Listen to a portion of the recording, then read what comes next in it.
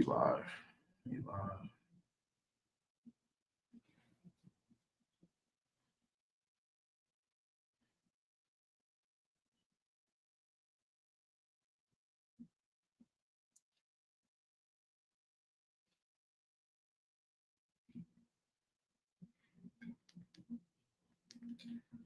Take some time to like and share.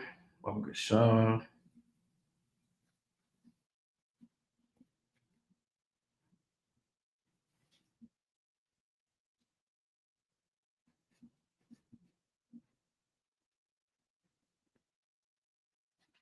All right, Shalom Israel, Yahweh Shem Yahushua Barak Thumb to all the brothers out there. Shalom Yahweh Shemar Elathun Bahashem Yahushua to all the sisters out there, the nation of Israel. This is the ISUPK starting out of 1 West 125th Street, Harlem, New York. And since 1969, we have been teaching all Blacks, Hispanics, and Native American Indians their true identity according to the Bible. We are not affiliated with any other fake Israelite group that you might see out there. We are the original truth. We are the original school here in America. You see what I'm saying? We make it our business to teach our people that you are a special people according to the Bible. You are a holy people unto God, and because you are special, because you are holy, because you are different, it is very important that you understand that you have your own traditions that you need to follow. You see what I'm saying? This is the ISUPK Las Vegas scripture breakdown class. You see what I'm saying? We're gonna make sure that we get into these important topics, make sure our people understand what they're supposed to be doing according to the Bible, as well as what they should not be doing according to the Bible. All right. Obviously, I'm gonna ask that everybody takes the time to like as well as share these classes. Not just this class, but any class that you might see under the ISUPK 1 West banner, because we just want to make sure that we can help get our people off of drugs, help get our people off of, cure them from their depression, from their anxiety, from any other things that's currently destroying our people. We have the secret to fix all of those issues in our communities. You see what I'm saying? We have the secrets to fix and to heal the marriages between Black men and women. We have the secrets to fix and to heal the depression that our people are under. 70% of all Black people, they say, suffer from some form of depression or anxiety, and we are here to make that number zero. You see what I'm saying? We are to make that number non-existent. You see what I'm saying? So, Bob Shah, do your part, like and sharing these classes. You see what I'm saying? And we're gonna get right into the topic. Obviously, today is or tomorrow. What is it? Soon, within the next 24 hours, what's gonna happen? A lot of people are gonna get up and they're gonna dress their children up as killers from fictional films and as superheroes from fictional films and as demons and ghouls and wizards, and women forget about it. They're gonna dress up as slutty fairies and sexual Catwoman, and they're gonna dress up as slutty Batgirl and slutty Wonder Woman. Damn near all those characters are already slutty, but you get the point. You see what I'm saying? And they're gonna do this out of ignorance. They're gonna do this out of dumb fun. They're gonna do this out of they're gonna do this because this is a tradition that's taught to them. They're gonna do this because they don't know that the traditions that we currently follow here in America are traditions that God despises. We don't know that these traditions are all traditions that God wants us to put down if we claim to love him. We don't know that these are all traditions that we are supposed to fight against, because all of the traditions that we are taught to keep here in America, it was only designed to keep us oppressed. It was only designed to keep us in our place. You see what I'm saying? And when you dress up for Halloween and you tell your children that they can celebrate Halloween, and you send your children out in the dark, dangerous, into the dangerous night, you see what I'm saying? That's exactly what you're doing. You are teaching them that it's okay to sin against God, And we're going to explain why. Because we've all been lied to. We've all been, all had our culture taken from us. And we don't know right from wrong anymore, right? But that's what we're here for. We're here to show our people what's right from wrong. If you have any questions, whether on topic or off topic, feel free to type your questions into the comment section. I'm going to answer whatever questions you may have to the best of my ability. If I do not have the answer to your question, we are not the Christian church. I will not sit here and pretend to have the answer to your question. I'll mark it down and we'll have it for you by next week. All right? Because I will get the answer from a brother that's more educated than myself. See what I'm saying? We're going to start off with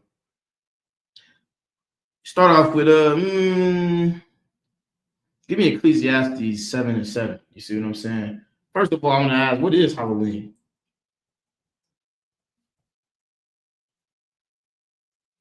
What is Halloween about? What is Halloween a celebration of? See what I'm saying?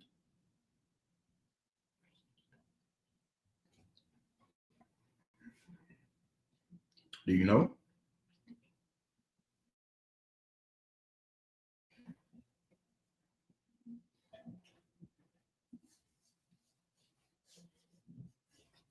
You know what Halloween is? You know what Halloween is, nigga. Halloween is the day where, okay, what happens on Halloween? What do people do? You go, you dress up with your kids, you go from door to door in the neighborhood, claiming you do like trick or treat. Mm-hmm. Either you doing good, either you giving me something or I'm doing you bad. You say either you giving me something or I'm doing you bad. You see what I'm saying? Surely that's of God, right? That's what God expects out of his people for us to receive some. Oh my goodness, that statement is accurate, but it's like that's the spirit of white people. That's the spirit of our oppressors. Either you give me something that I can gain, or I'm going to harm you or inconvenience you with some type of way. And this is a tradition that we teach our children is okay. We teach our kids to follow when in reality it's absolutely wicked and disgusting and wrong. Give me a treat, give me candy, give me something sweet, or I will give you a trick. I'm gonna egg your house, throw toilet paper all over your house, and it's all in the name of innocent fun, right? You can't be mad if someone eggs your house on Halloween. They were just kids trick or treating. You can't be mad if you because you didn't give me candy. Apparently, I can give you a trick and I can vandalize your home, right? I don't deserve to go to prison for that because it's Halloween. This is the tradition, isn't that right? Absolute nonsense, man. These are all of the things that we are taught in America, and it robs us of our personal values. You see what I'm saying? Halloween in itself is a contradiction to everything that you teach your children. You teach your children to stay away from strangers. You teach your children not to trust anybody. You teach your children not to take candy from strangers. You see what I'm saying? Except for on this one day, on this one particular day, you are going to allow them to go do it. I remember a time where parents would be very eerie of Halloween. You know what I mean? Parents was not excited to dress their kids up to go trick or treating. I can remember that so briefly when I was young. I don't know. It's weird out here. They're gonna get dressed up and they're gonna put on all of their costumes and go out and what? I'm just supposed to trust that nothing bad is gonna happen to them. I'm supposed to let go and let God because white people told me to. You see what I'm saying? And then slowly but surely people fold and they allow it to happen and fine, dress up as Darth Vader or as Scream or as Spider-Man or as Superman or whoever and go get candy because it's for the kids. It's for the kids. We got to do it for the kids. It teaches you to go against your morality. It teaches you to go against what you know is right. And if you don't do it, everyone's going to look at you like you are the problem. If you don't go along with the tradition for the children so the kids can have fun. Oh my, it's for the kids. This is candy. Why are you acting that way? The kids can't go get candy. You don't want to send your kids out into danger against all intuition that you have telling you not to, because you're not unwise. America teaches you to let go of your standards and of your safety and of your protection of your children. You see what I'm saying? And that's the reason that you're depressed. That's the reason that you're upset, because there's nothing worse than not fitting in. And that's what America teaches you to do. Against all of your better nature, America is going to tell you that the worst thing that you can possibly do is not fit in. That's the reason that you grow up and you celebrate Halloween. That's the reason that you get high. because you want to fit in with the other kids. That's the reason that you do everything against the Bible, is so that you don't fit in. So that you can fit in. That's the reason that you get tattoos. You see what I'm saying? You get tapped. So it doesn't matter that the Bible says you should make no marks upon your body. You see what I'm saying? No cuts in your body for the dead, and no marks should you put upon you. That doesn't matter, because everyone else is getting it. Everyone else is doing it, and I don't want to feel weird when I don't fit in. And slowly but surely, what happens? Your spirit, that things that makes you a man, that thing that makes you who you are, that thing that makes you feel confident in yourself, it slowly starts to get buried deep down. It slowly starts to get broken down into powder, grinded down into nothingness. And now you suffer from ADHD. Now you're bipolar. Now you don't know why you're schizophrenic. You don't know why you're so upset all the time, and you don't know why you're so angry all the time. And it's because America has taken away your right as a man to have authority over your family. That's what they did. They took that authority away. Who the hell are you to tell those kids they can't go out trick or treating? Who the hell are you to tell those kids that they can't have anything on Christmas when everyone else has it? You feel like you're raising your kids up in a world that they can't live in. See what I'm saying? Go ahead and read that scripture for me, Bible Bishop. This is the book of Ecclesiastes, chapter 7, verse 7. Mm-hmm. Surely oppression maketh a wise man mad. This is what happens to you every single day of your life. If you're a black man, if you're a Hispanic or indigenous man here in America, you are oppressed. And guess what? You're angry. You see what I'm saying? The Federal Bureau of Investigations, they said, according to what they studied, when they asked scientists and doctors, Black, Hispanic, and Native American men, and I'm not just saying that as our slogan, that is what they say when you look it up. Black, Hispanic, and Native American men, 70% more likely to be aggressive, 70% more likely to be angry and aggressive, and alcoholics, and crash outs. That's what they say about you. Why? Read it. Surely oppression maketh a wise man mad. Because you are oppressed. Because everything that you're told to be here in America goes against your very nature. Sending your kids out into the world to fend with strangers, it goes directly against your nature. You see what I'm saying? But you have to do it. Otherwise, you're the problem, right?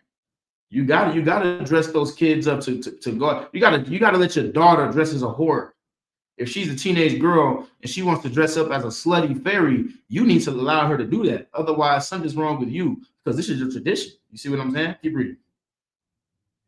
And the gift destroyeth the heart. And the what? And the gift destroyeth the heart. And the gift destroyeth the heart. This is such an important scripture right here, right? Because what does a gift represent? What does a gift represent in this precept? Who knows? When it says a gift destroyeth the heart, what does that mean? I saw somebody the other day, right? They made a Facebook story, they made a Facebook post, and they said we should cancel Christmas and we should cancel Halloween because they're shutting off food stamps.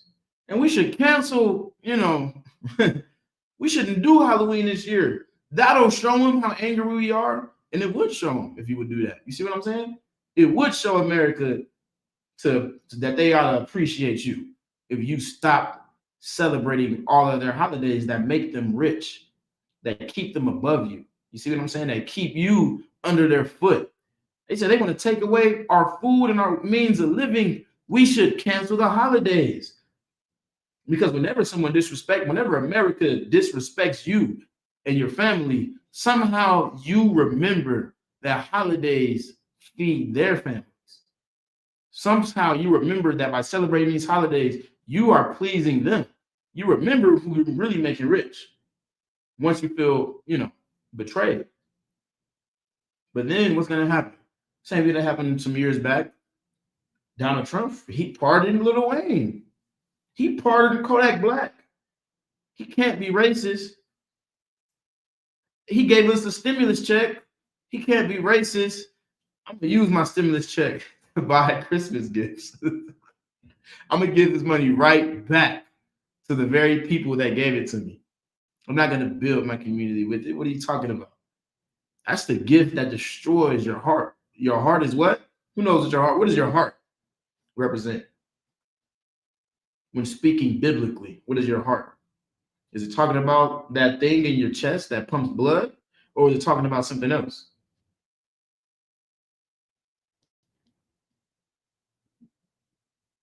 What do you think? What do you think it means? This is very important, especially if you grew up a Christian, to understand. Because what will Christians tell you?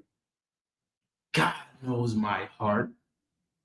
God knows my heart. He knows what's in my heart. And it's okay if I get high every day. It's okay if I'm a whore. It's okay if I do all of these things because God knows my heart. God knows that I don't really want to do these things, right? What is your heart? Sister said your spirit. No.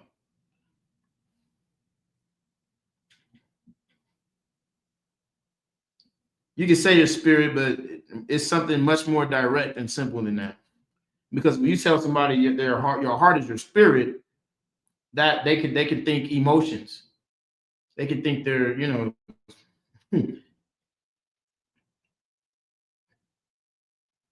they can still think the thing in their chest that pumps blood. It's not your spirit. I'll give it to you for time's sake. Your heart is your mind when it speaks in biblical context. It represents your mind, the way you think. That's what your heart is. You see what I'm saying? And a gift, when you realize that your enemies are against you. You see what I'm saying? When you realize that America is against you, and something happens, some poor brother gets gunned down for the 13 millionth time, and you say we're not going to celebrate Christmas this time, we're not going to do this, we're not going to do that. Guess what? That's common sense creeping back into your mind. You see what I'm saying? You don't have it in your mind to stand against your oppressors. You have it in your mind again to stand against your enemies. But a gift, they give you that stimulus check that you was looking for. Now your mind is going to be destroyed. Now the heart that you had that made you want to fight back, the thing you knew in your brain that made you want to fight back, now that's gone. You see what I'm saying? Give me the heart is deceitful amongst all things, Baba Bashar.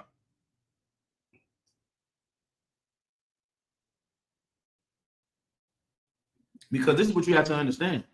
When I get to breaking down these precepts, showing you how God does not want you to celebrate Halloween, showing you how God does not want you to celebrate Thanksgiving that's coming up in November. What day is Thanksgiving? Do you know? I don't know. Sometime in November, I'll find out because I'm going to be right back right here shaming you for celebrating the death of 77 million of my ancestors. That's what I'm going to be doing. And when I'm reading all those precepts, you're going to say, well, we're not doing it for none of that, and we're not celebrating because of this. But God knows my heart. You see what I'm saying? God knows what's in my heart, what's in my soul. Read that for me. This is the book of Jeremiah, chapter 17, verse 9. Mm-hmm. The heart is deceitful above all things. The what? The heart is deceitful above all things. Above how many things? All things. Above what? All things. God knows my heart. The heart is deceitful above all things. We doing it for the kids. The heart is deceitful above all things. What's in your mind is very deceitful. And there's nothing more deceitful than what the hell is in your brain. You see what I'm saying?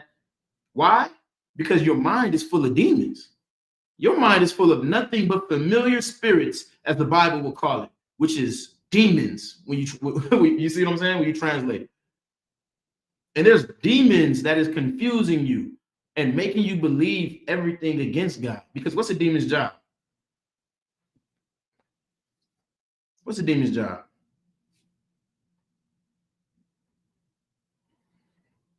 What's the point of a so-called familiar spirit? What's the point of a demon? Go ahead. To take away your focus from the Most High, take away to basically make you worship something else. No. I mean, that is his job, but that's not the point of why a demon is definitely going to do that. But that's not the point of why a demon would do that. Why would a demon want you to serve another God? Why would a demon want you to celebrate Halloween? Why would a demon want you to get tattoos and get high? Why? Think about it.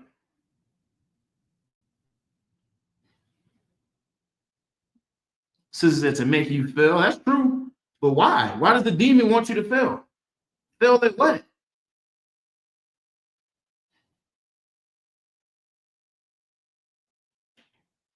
It's very simple. The world's interpretation of the Bible and Christianity, it can make us overthink simple things. You see what I'm saying? It can make us overthink what's a very simple answer. Make you think too deeply about what God did not make complicated. A demon has a very simple job. You see what I'm saying? A very simple and to the point job. And he has a plethora of ways of succeeding at that job. A demon has a plethora of ways of getting his job done. And getting you to turn against God is just the first step. Getting you to serve your oppressor is just the first step. Getting you to hate your brother is just the first step. Getting you to want to sleep with a whore is just the first step. Those are all just steps for the demon to actually succeed at his job. She said to weaken you and pull you away from the Most High. That's true, but that's not the point of a demon's job. He's trying to weaken you and pull you away from the Most High so that what can happen? This is what you got to understand about demons. You have to understand what a demon's job is in order for you to defeat a demon. If a demon can weaken you and pull you away from the Most High, what's going to happen? What can happen once a demon weakens you and pulls you away from God, pulls you away from your power, pulls you away from your morals, pulls you away from your customs, pulls you away from your identity, pulls you away from what makes you a man? Think about that. If I stripped you of everything that made you you, what can happen? Look at history. Prison officer or warrior got it. You're gonna die. That's what's gonna happen. You see what I'm saying? If I can strip away everything that makes you you, you're gonna become depressed and you're gonna die. That's the answer, to destroy you, to kill you, to take your life from you. That's the job of a demon. And you have to acknowledge that and understand that if you want to defeat your demons. You can't beat your enemy if you don't know what your enemy's job is. The job of your enemy is to kill you. The job of a demon is to kill you. Yes, a demon's job is to get you to turn away from God and put down your traditions and get high and do this and sleep with that whore and sleep with your brother's wife and do all of those things. But what's going to happen once you do those things? You're going to die. You're going to die, or you're going to die some type of tragic death in the streets, or you're going to take your own life, or you're going to take someone else's life. Because all a demon's job, a demon's entire goal is to take the literal breath out of your lungs. You see what I'm saying? And that's why Christians will say, God knows my heart. God knows I don't mean any harm. But your heart is deceitful above all things, because your mind is being controlled by demons. Your mind is convincing you to kill yourself. Your mind is self-destructive, which is why you need to be taught. You see what I'm saying? Your oppressors are smarter than you. If you are not in here being educated by the men of God, they know how to make you kill yourself, how to make you kill your family, kill your brothers, break apart your family. And they know they can do it by making you celebrate Halloween. Give me Proverbs 1:22, Bible Shop. They know you can do it if you are not focused on doing the things God expects of you. Let me make them feel left out. Make them feel like they're a sore thumb. We've had a problem with feeling like a sore thumb since the beginning of our traditions, since the times of Adam and Eve. How did the serpent convince Eve and Adam to sin against God? He made them feel left out. And that's what you fear here in America today more than anything. I guarantee you, you not acknowledging the law of God. You not putting away your demons. You not putting away everything that you find out you're not supposed to be doing. It's because you don't want to feel left out. How do I go back to my family and tell them we're not celebrating Halloween anymore, Christmas anymore? How do I go back to my family and tell them that we're not going to eat no more pork? How do I tell them that I'm not smoking no more weed? I'm not selling no more drugs. I'm not doing any of those things because God says so? That's not very popular. I'm going to be an outcast. I'm going to look like a weirdo, right? Read that for me. This is the book of Proverbs, chapter 1, verse 22. Mm-hmm. How long, ye simple ones, will ye love simplicity? How long will you be so simple-minded? How long are you going to love simplicity? How long are you going to think that everything in your life is going to be okay as long as you fit in? When everybody that you know is depressed and suffering and dying, and you following in their footsteps. You following the footsteps of the people that's responsible for stripping you of all of your customs. You see what I'm saying? Give me Psalms 1 and 1. Because this is what you, matter of fact, drop that. Give me Amos 5 and 21, Bible Shop. Let's do Amos 5 and 21. So we're gonna get into Second Chronicles, we're gonna get into Halloween and all that stuff. All right. Give you some examples of Halloween in the scripture and exactly how it was handled. Exactly how we're supposed to deal with these so-called holidays. All right. You got that? Go ahead. This is the book of Amos, chapter 5, verse 21. This is what you have to understand about God first. When you're getting ready to be weird and different and not fit in with the crowd. Whatever the hell that means. Go ahead. I despise your feast days. I what? I despise your feast days. Read that from the top. I hate. I what? I hate. I what? I hate. Do you know how powerful of a word hate is? For God to say, I hate the things that y'all do. I hate and I despise what? Your feast days. Your who? Feast days. Your feast days. Why? Because these days are not of God. These days are not days that God told you to acknowledge or ordain. These are all days that requires you to go against God. You see what I'm saying? These are all traditions that requires you to not exist at your fullest capacity, not reach your fullest potential. You see what I'm saying? People always talk about what's our destiny and how do we reach our fullest potential? You have to start by putting away the traditions that God hates. Keep reading. And I will not smell in your solemn assembly. And the Lord is not going to be with you when you send your children to a pedophile's house for candy. God is not going to protect your child. You see what I'm saying? Crime goes up by like 30% every Halloween. On Halloween day, between 7 p.m. and 10 p.m., crime spikes. You see what I'm saying?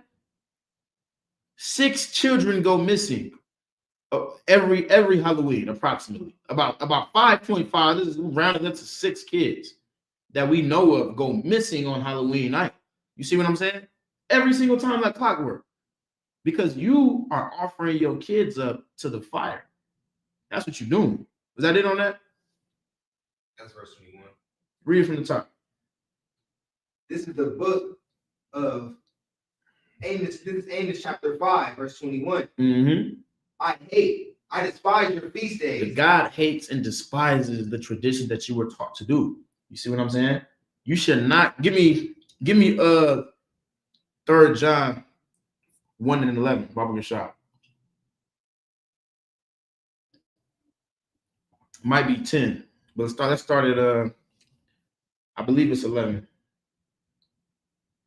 off the top of my head, because you're not supposed to imitate evil things. You see what I'm saying? You got that?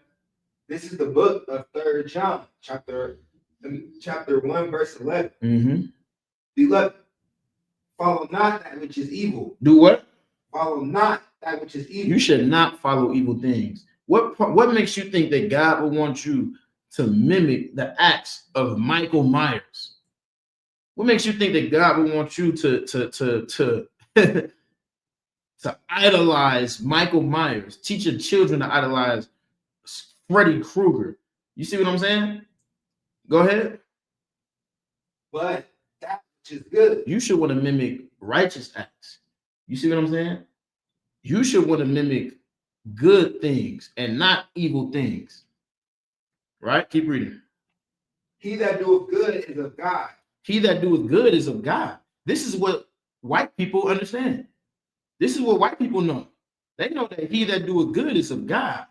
That's why they're going to make sure that you get high. That's why they're going to make sure that you're an alcoholic. They're going to make sure that you do everything against God. They're going to make sure that you're obsessed with horoscopes and your what's it called? Your goddamn zodiac sign. You see what I'm saying? Go ahead. But he that doeth evil hath not seen God. But he that doeth evil has not seen God. And your enemies know that they can't control you if you are seeing God.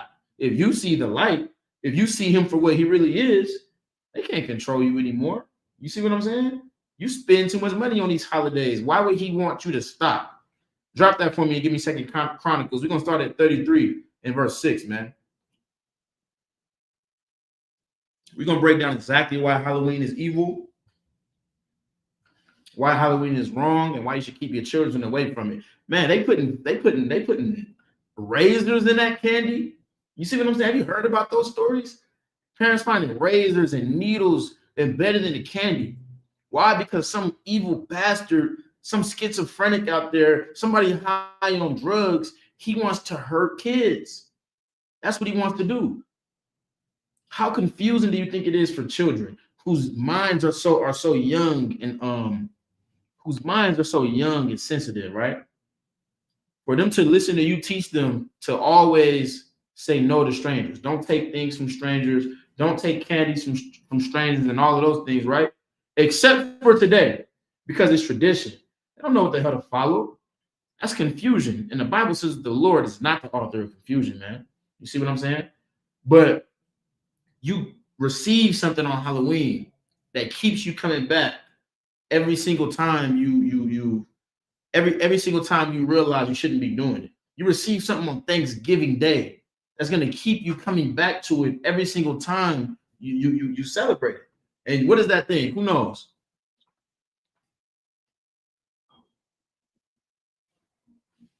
Who knows what that thing is that keeps you hear that the Lord hates and despises your feast days. And you could tell that to a Christian. You could look them right in the eyes and read that scripture to them. And they'd be like, damn, you're right. But then they're still going to do it. Why? What do they get on Thanksgiving? What do they get on Halloween? What's the significance of that?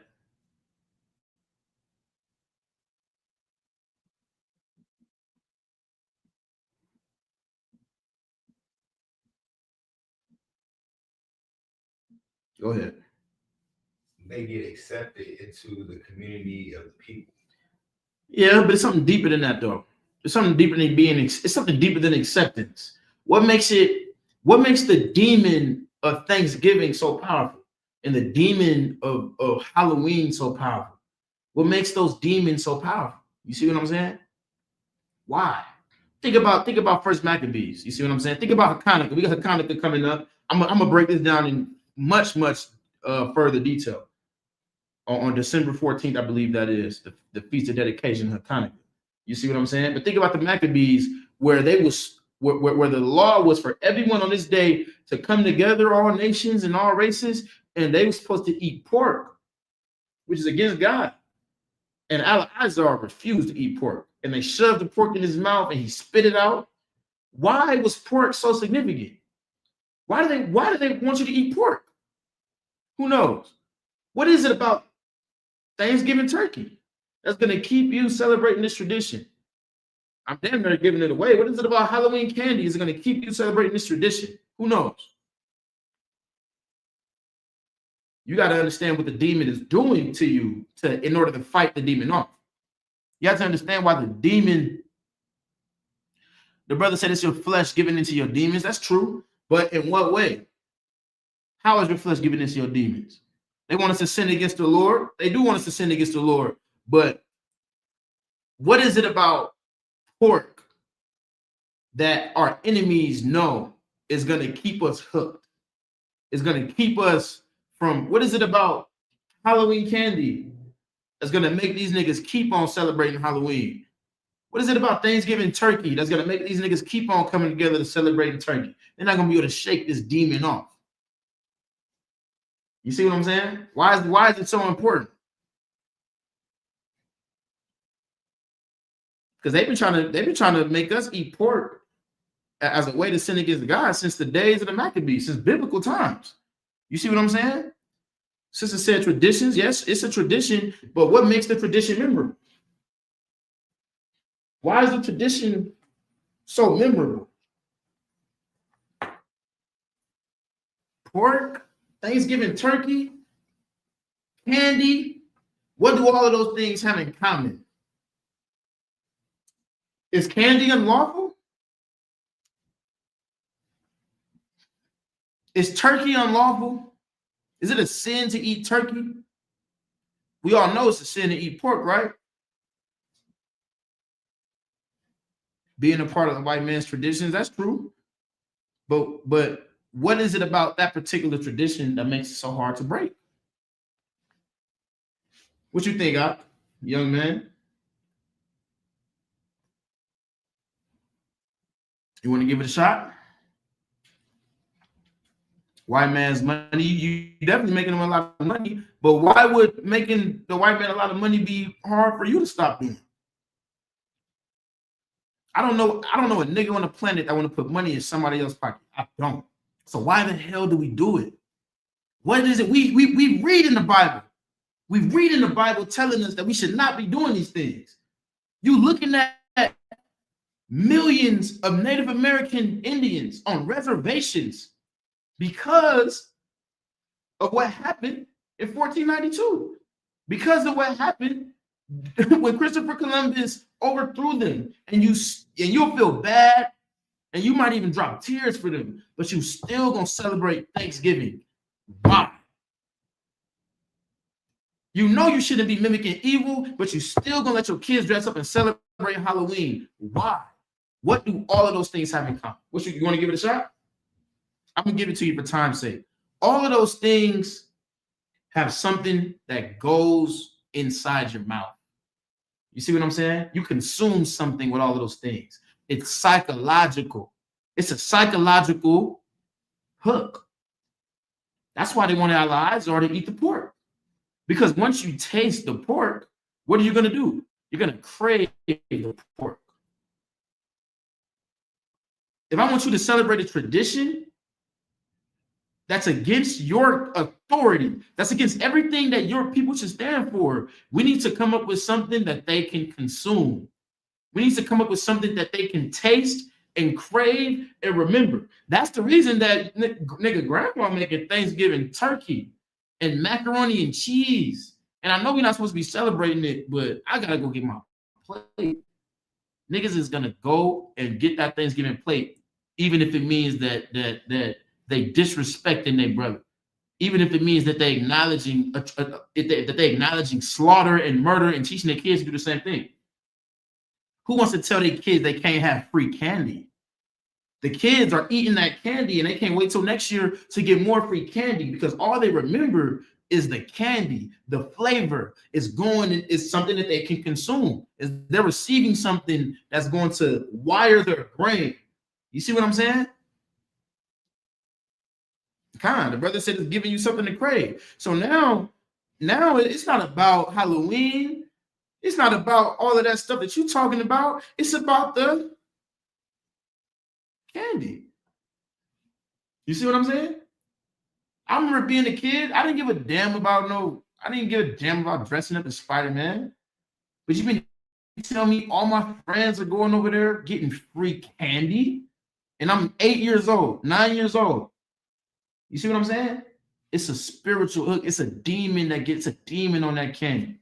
It's a demon on that turkey. It's a demon on that pork. Pork is against God regardless, no matter what time of year it is. But the white man is going to put a consumption, a stipulation of consumption on his holidays. You see what I'm saying? So that he can make sure you keep following the tradition. We don't care how many times have you told somebody you're supposed to be celebrating turkey because of this, and they say, well, it ain't about the turkey. We just all, it ain't about Thanksgiving. It ain't about the slaughter. We just all can come together and we can eat turkey. Turkeys are cheaper. We can all get a plate and eat because we all off on the same day. Niggas will disrespect an entire race of people for a bird, a dry bird at that. It would disrespect God over candy, man. You should not be. It's just like you should not be receiving Halloween candy. You see what I'm saying? You got to make your kids feel the same tool that our enemies use against you, making you feel left out. Just like in the days of Adam and Eve, they felt left out. They said, "Damn, y'all not partaking in this." The servant said, we over here, we got it going on. We got this, and your power, he don't want you to partake because you're going to be so much better, so much smarter, so much this and so much that. And now they felt left out. And then what did they feel? Naked. It wasn't a physical nakedness they was talking about. They felt exposed. You see what I'm saying? And black people hate to feel exposed. So they covered themselves up with the traditions of their enemies. That's what you do when someone looks at you for standing with God rather than standing with Satan. Rather than standing with the devil, the Bible speaks of. He's going to make you feel exposed. You're not celebrating Christmas. That's the demon on them talking to you. You're not going to celebrate Thanksgiving. They're making you feel weird about the shit. Like it's anything righteous about rejoicing over the slaughter of an entire people that has not been able to recover. You see what I'm saying? That's what they're going to make you feel. Read that again. You told me to drop it and get to Second Chronicles. Yeah. Let's get to Second Chronicles. This is the book, the Second Chronicles, chapter 33, beginning at verse 6. Mm-hmm. And he caused his children to pass through the fire. Oh my God! What did he do? Caused his children to pass through the fire. So for those that might not understand, Second Chronicles, where we at? This is chapter 33, right? Say what? 33. Yeah, it's chapter 33. Second Chronicles chapter 33 is talking about King Manasseh at the time, right?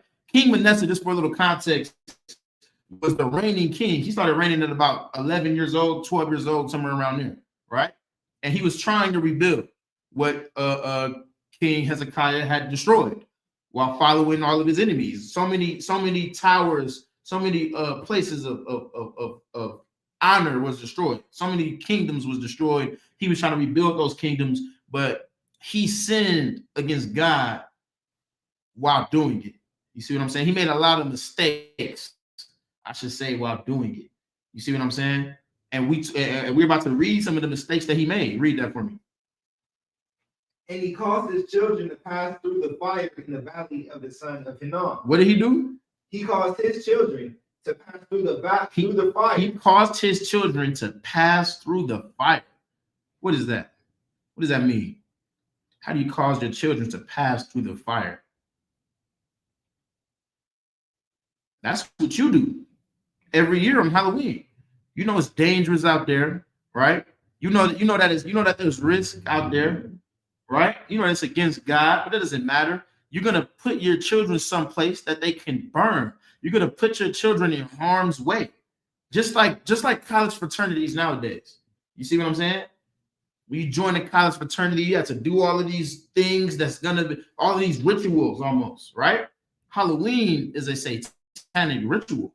Halloween is a ritual that's gonna open a portal to a lot of demons. You see what I'm saying? That's exactly what it is. But King Manasseh, he did the same exact thing back then. He sent children through the fire. He sent children through absolute hell. He sent children through Halloween. You see what I'm saying? The equivalent of course, not in a literal sense, but he did all of those things because he thought he was doing what was right for them in order to rebuild.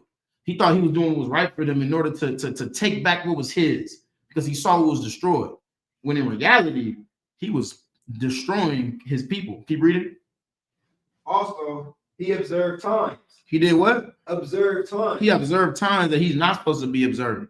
You see what I'm saying? Meaning what? He acknowledged the traditions of people that was not the traditions of his God. Why? Because this is the times we living in.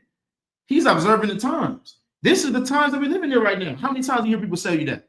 Well, that was back then, but today, we living in a different time. We celebrating Halloween. We celebrating Thanksgiving because this is the times we living in. No, the God's law is supposed to reign forever, man. You're supposed to stand against anything that's destroying your people and your children forever. But King Manasseh didn't do that. The whole point of the Bible, the whole point of these stories, the whole point of Second Chronicles and Kings and Genesis and Exodus and the book of Hebrews and Jude and all of these stories is so that we don't repeat the same mistakes of our ancestors, so that we don't repeat the same mistakes of our past lives. King Manasseh made these mistakes so that you don't have to. King Manasseh already sent his children through the fire so that you don't send your children through the fire. King Manasseh already risked his children's lives, the lives of his people, so that you don't have to send your children to the door of a potential pedophile. And what do you do when you do something like that? You are teaching them to have terrible survival instincts. Because I knocked on strangers' doors as a kid, and what does that do to them? That wires them to trust anything, to trust anybody. And that's the reason that we so easily manipulated in life, because we're being wired to be manipulated by BS our entire life. You see what I'm saying? Keep reading. And use enchantments. And use what? Enchantment. And use what? Enchantment. What is an enchantment? He said he used enchantments. What's an enchantment? Who knows?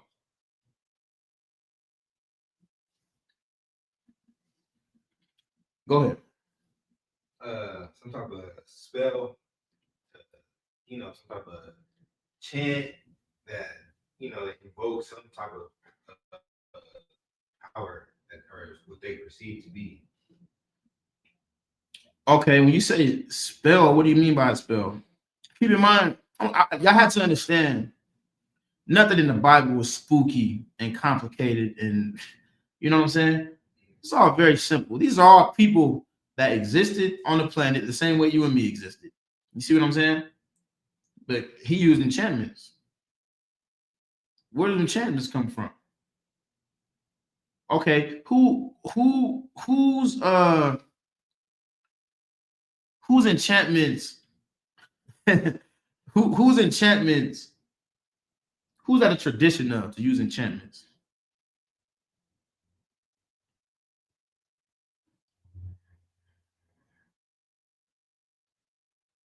Said he used enchantments.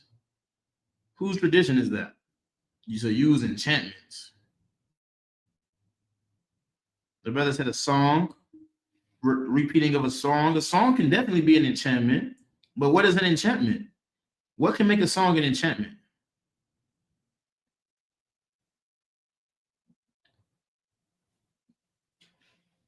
Think about it. It's real simple. All of this is real simple to understand. It's the white man, exactly. The white man, that's his traditions. That's our oppressor's tradition to use enchantments. The enchantments are far more than songs. Let me give you an example of an enchantment. Say you okay. Say you sitting down, you watching TV, right? And then a Burger King commercial comes on. And this is woman with this beautiful figure, half naked, and she in high heels dancing around, and then all of a sudden, Burger King, have it your way. And it's like, damn, I kind of want a burger. I kind of want a Whopper now from Burger King. She got breasts out and her ass out. She wearing a bikini and high heels, and she's seductively biting this burger. And now you want a burger. Do you really want the burger? You see what I'm saying? No. But they used an enchantment in this commercial to make you crave the burger because you really want the woman that was on television. Same thing with cars. They're going to have a woman half naked washing this car for what? Because now you're going to crave the car. That's an enchantment. That's a weird way of making somebody want something. Instead of just trying to advertise the burger, you're going to advertise a woman half naked. You're like, damn, what the hell do titties got to do with a Whopper Jr.? You see what I'm saying? But let alone the white man is going to put titties in a McDonald's commercial as a way to sell McDonald's, as a way to sell Burger King. It's going to be titties in all over the commercial. It's going to be, how long is your average commercial? Like what, 15 seconds, something like that? It's going to be, right? It's going to be 10 seconds of titties and 5 seconds worth of burger. You see what I'm saying? That is an example of an enchantment. You see what I'm saying? And that's what King Vanessa was using. He was using ungodly ways. He was using ungodly ways to seduce people into his personal gain. You see what I'm saying? We don't do things like that. We're going to tell you the white man is the devil and God is going to kill you if you don't serve this and serve that. And that's it. I don't need to put some beautiful woman on the front lines in order for you to stop eating pork. You see what I'm saying? But that's an example of an enchantment, all right? Yeah, like the brother said, something that makes you want something. Something that makes you want something is an enchantment. An enchantment can be anything that's going to make you want to do something. You see what I'm saying? Why do you think it is that Thriller, niggas, they realize niggas love the Thriller song? Oh my goodness. Play that every Halloween now. Play Thriller. Michael Jackson didn't even make Thriller for Halloween. He thought he was just making a good song, zombies and all of that. But now, since it's so popular, since it's so catchy, since it's so beloved, we're gonna place Thriller over the theme of Halloween. Michael Jackson damn near became to Halloween what Mariah Carey is to Christmas. You see what I'm saying? Even in his grave, he will forever be the what's it called?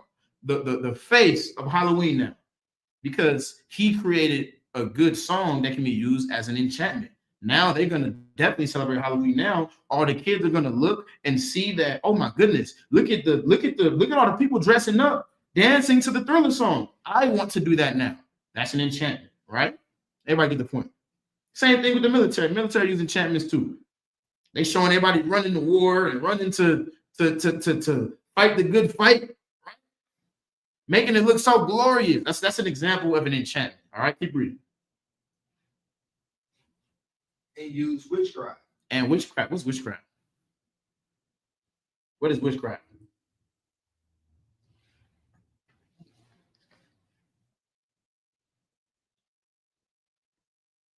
So they use witchcraft. What does that mean?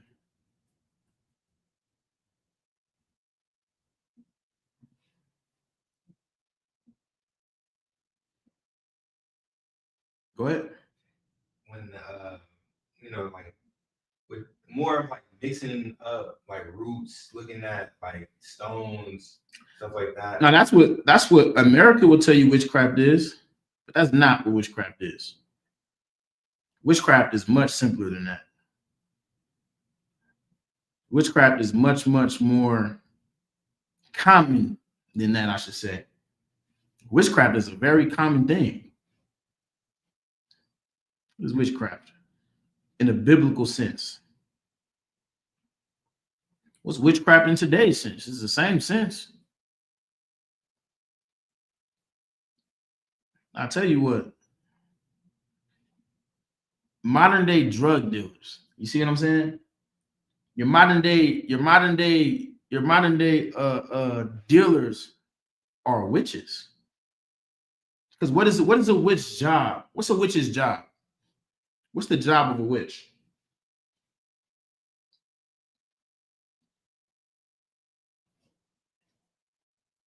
Think about it. And don't think about it too deeply. Think about it in simple terms. In simple terms, what's the job of a witch?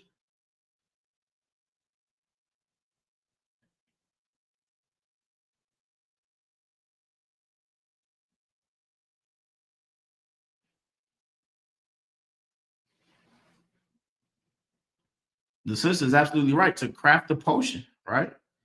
To craft a potion. And what does that potion do?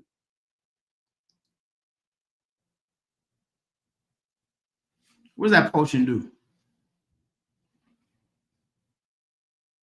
Think about that. What does the potion of a witch do for you?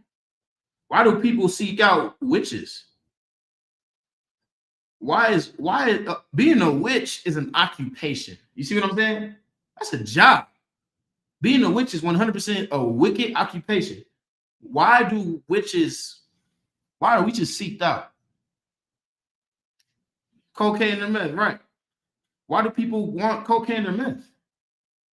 Why do people need to get high?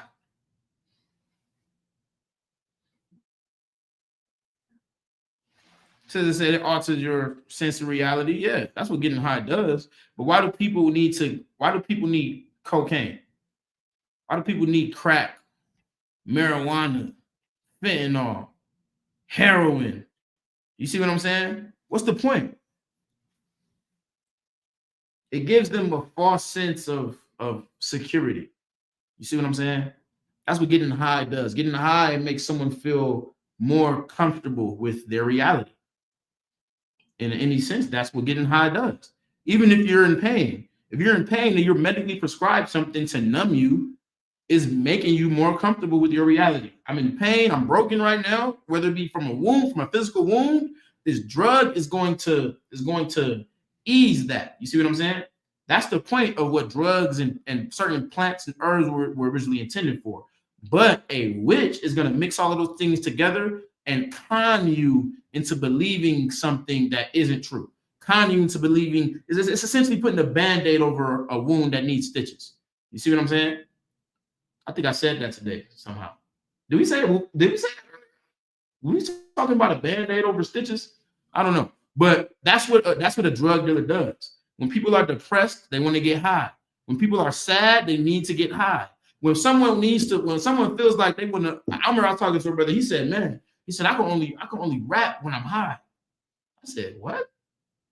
Yeah, man, I write better. I write better rap lyrics when I'm high. I gotta smoke first, and then I could write rap lyrics better. So they need a witch.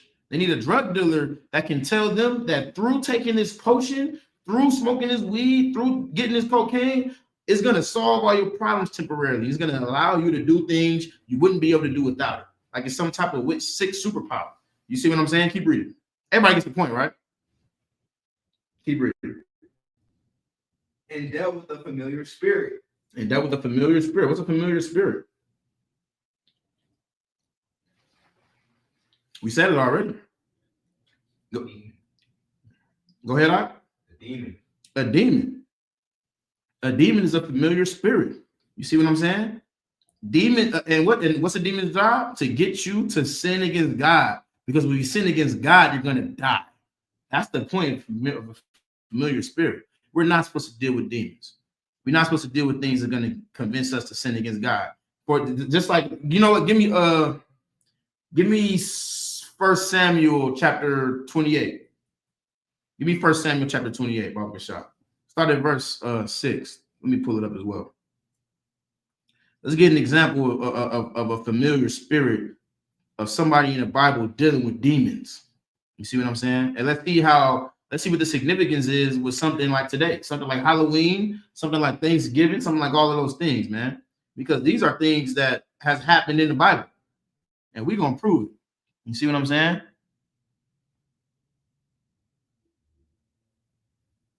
You said verse 6.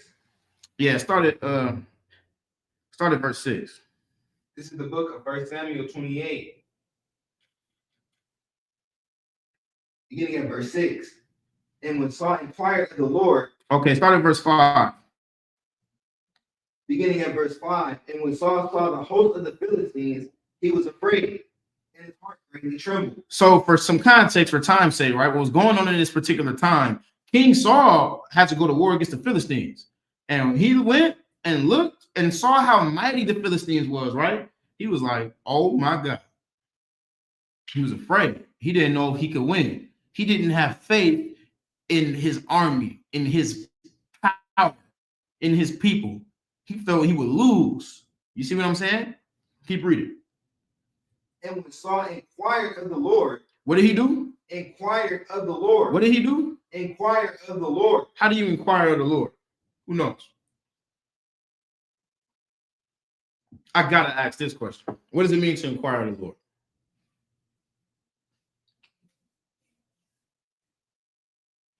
What do you think it means, when you inquire of the Lord? How do you do that?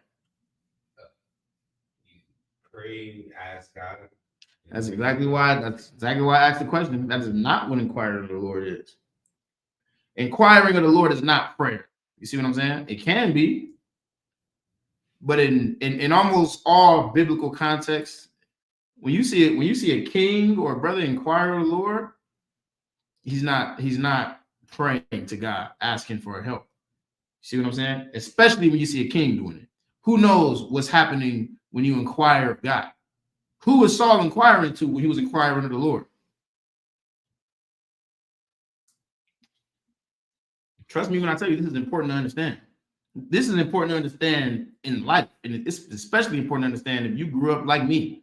You see what I'm saying? If you grew up with people feeding you the lies of the Christian church, you see what I'm saying?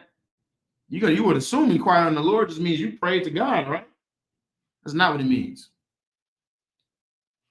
How do you inquire of the Lord? Think about it. How would you inquire of the Lord today? I might lose y'all a little more with that one.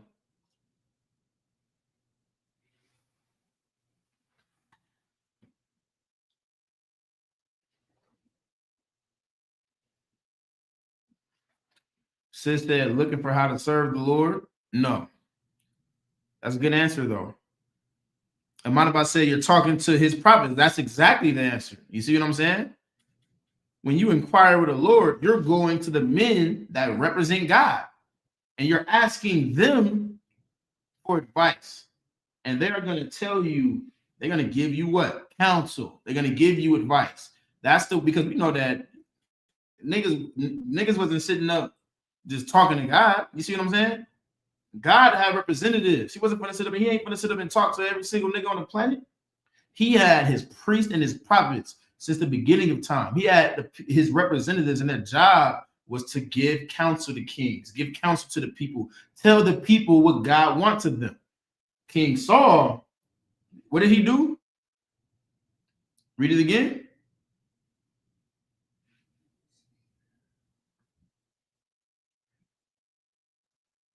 Read it from the top once you get it. Baba Gashar. This is really important to understand. You see what I'm saying? Because Christianity will confuse you in so many more ways than one. But when you see that a brother's inquiring of the Lord, he's seeking the representatives of God. See what I'm saying? That's what you have to do in today's time. You have to, and when you have an issue, you have a problem, you need to seek counsel. You need to seek the representatives of God. And you're gonna get the answer to your problem. You're gonna get the solution to whatever issue it is you might be having when you talk to men of the Lord. But if you think you're gonna sit down and pray and just pray in your brain and keep on thinking and hoping for an answer, the answer is not gonna come to you. You want to know why? Because God put people on the planet to give you the answer. God raised up men to give you the answer. God raised up. That's the whole point of your entire goddamn identity, for you to be a representative of God. You see what I'm saying? That's your destiny, y'all. Your destiny is to be able to help people understand what God expects out of them. King Saul understood that. And when he had an answer, he sought out the prophets of God. Read that for me. This is the book of 1 Samuel chapter 28, beginning at verse 5. Go to verse 6. Verse 6. And when Saul inquired of the Lord. So he was afraid of the Philistines, right? Go ahead. And he inquired of the Lord, meaning he wouldn't talk to the prophets of God. Go ahead. The Lord answered him not. The Lord he couldn't get an answer to his issue. He couldn't get a solution to his problem. Go ahead. Neither by dreams. Not in visions. Go ahead. Nor by Urim. Not by the Urim and the Thummim. What's the Urim? What's the Urim? What is the accuracy for time's sake? That's the casting of lots. You see what I'm saying? The way the generals break it down is similar to like dice, right? Similar to dice. They'll cast these lots. They'll cast the Urim and the Thummim, and whatever it lands on, they'll know what God wants. You see what I'm saying? When they cast this dice. Like imagine you trying to get your point across, you telling the brother what's expected of him, and we're gonna cast this dice right here, Oh, see, God said that he wants you to go to war with the Philistines. You see what God said to do. I don't know. Hey, it's out of my hands now. We didn't cast the urn. You see what I'm saying? That's a very old tradition of Israelites, of black men, Hispanic men, and indigenous men, casting lots, shooting dice. You see what I'm saying? The Lord communicated with us through these things. But when they looking for a solution through the Urim and the Thummim, that's not literal dice, of course, but I'm saying similar. You can think of it that way. They shooting this dice, looking for, let's see what it lands on, and it's not landing on no solution. You see what I'm saying? Keep reading. So he's not getting answered by a dream. He's not getting no visions. He's not getting no answers by the prophets in the Urim and the Thummim. Go ahead. Nor by prophets. Nor by prophets, right? They don't know what the hell going on with them. Go ahead, keep reading. Verse 7. Then said Saul unto his servant, Mm-hmm. Seek me a woman that hath a familiar spirit. A what? A familiar spirit. A what? A familiar spirit. This is a woman with a, read my mind, a demon. This is a woman that talks to demons.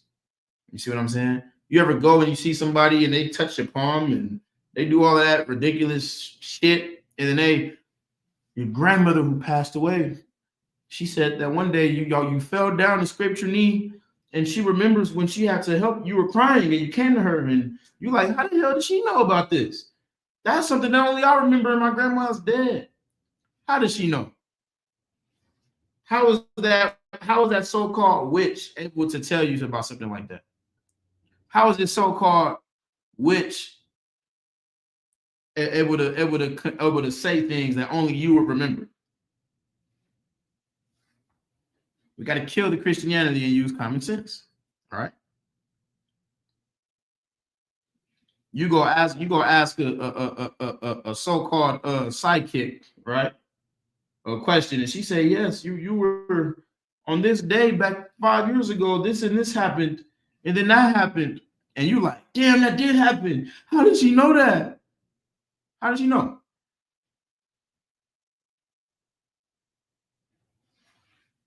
Does that happen? Have you ever seen somebody with those type of stories? Man, she shut up and said all of these things, and there's no way she could have known. I never met her before. It's never known that since that it's a common experience. It could be a common experience, but sometimes it's deeper than that, right? Sometimes it's when you were 7 years old, you almost got hit by a car, but the car missed you, and no one was out there that day. And this woman who's 62 years old knows that. When you were 10 on your 10th birthday, you burned your hand and your grandmother put alcohol on it. So specific and down to detail. How the hell did she know that? Why would King Saul, a man that knows to serve God, seek out one of these people? How does she know that? I'll give it to you for time's sake. Because she has what by her side? A demon. She has a demon. And guess what? The demon was there when it happened. You see what I'm saying? Do you know where demons are? Demons are everywhere. Demons are in here right now. Demons are surrounded by you right now. The same way it's angels surrounding you right now, watching over you, it's demons there too. In the same way the angels are taking records of everything you do, whether in private or in person, demons are also taking a record too. You see what I'm saying? And there's certain people out there, they talk to these demons. She speaks to these demons. You see what I'm saying? And the demon's telling her what happened when you were 7 years old because the demon was there. The demon remembers. So the demon can get you to turn against God because you're going to put your faith in a servant of God. You're going to put your faith in a demon who was hired by God to make you turn against him because he remembers what happened when you were 10 years old. Does that make sense? That's the point of a demon. That's how Psycho Betty, the sidekick over there, that's how she knows what happens when you were 7 years old, because the demons are real. The spiritual realm, the fourth dimension, is real, and they're keeping record of everything. And when you come to them, getting ready to do what God doesn't want you to do, the demon gonna tell her whatever he needs to tell her to make you believe that there's more power here There's more power in the creation rather than the creator. And God is the creator of all things. The Bible said, who taught man just to serve the creation more than the creator? Why would you serve the demons that you have? Why would you serve the demons that's on you before you serve God, who created the demons that's on you? Keep reading. That I may go to her and inquire of her. He said, let me go ask her what the hell going on. Because I'm seeking answers from the prophets, and I don't have an answer. Keep reading. And his servant said to him. And his servant said, go ahead. Behold, there is a woman that hath a familiar spirit at Endor. He said, it's a woman that got a familiar spirit at Endor. How do they know? Because somebody that can tell you about your past and about, things that you would know is going to be famous in the land. You see what I'm saying? She's going to be known, popular, just like sidekicks are popular, known. Witches are popular and known. You see what I'm saying? Go ahead. Verse 8. And Saul disguised himself. And what did Saul do? Disguised himself. What did Saul do? Disguised himself. What did Saul do? Disguised himself. And Saul did what no man would ever do. Saul did what no man should ever teach his children to do. Saul did what? Disguised himself. Saul disguised himself. Damn, I don't know why that sounds so familiar. I don't know why putting on a costume that you wouldn't normally put on any other day to go do something you're not supposed to be doing sounds so familiar. I can't put my finger on it. Maybe y'all could tell me in the comments. I don't know. Keep reading. And put on other raiment. And put on what? Other raiment. He put on clothing that was not like clothing he would normally put on. He put on a costume to become someone else, because you are a king. You are a king that was chosen by God to lead the people. But he took off that identity. He took off that clothing and he put on the clothing of a common sinner, someone that will go look for answers from his enemies. You see what I'm saying? Keep reading. And he went, and 2 men with him. Go ahead. And they came to the woman by night. By when? By night. Wait. So you mean to tell me Saul got dressed up in a costume and went out with 2 trusted advisors at nighttime? Oh my God. Is this sounding familiar at all? Or am I just out of my mind? Y'all tell me if I'm reaching. Maybe I'm just reaching. Maybe Charlemagne doesn't know what the hell he's talking about. Maybe preaching all of the Charlemagne is just reaching right now. But Saul followed the tradition of everyone else around him. And he put on a costume and he went out at nighttime. He waited till it was dark and went out at night. You know what? Go ahead. I'm not even going to keep on. And he said, I pray thee, divine unto me by the familiar spirit. He said, look, I need answers from the demon.